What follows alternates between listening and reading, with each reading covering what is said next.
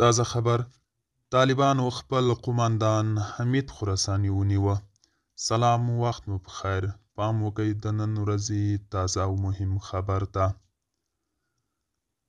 طالبانو په حمید خراساني مشهور خپل یو قوماندان نیولی او له هغه څخه یې موټر او وسلې ضبط کړي دي. د لومړنیو معلوماتو له مخې د هغه کسان هم خالي سلاح شوي او دی په خپله نامعلوم لوري ته وړل شوی دی. د طالبانو دغه نازدانه قوماندان څو ځل پخوا هم نیول شوی او بیرته خوشي شوی دی.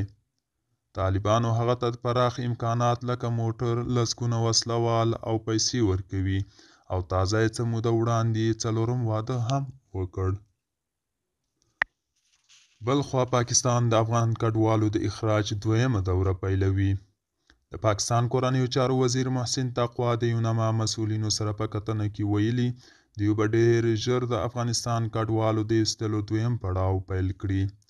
محسن تقوا د یونما مرستیال اندریکا راټورا په مشرۍ پاکستان ته د ملګرو ملتونو ورغلي پلاوي سره په کتنه کې ټینګار کړی چې دوی به هغه کډوال چې اسناد نه لري له پاکستان څخه وباسي او دغه پریکړه د خپل امنیت ټینګښت لپاره کوي.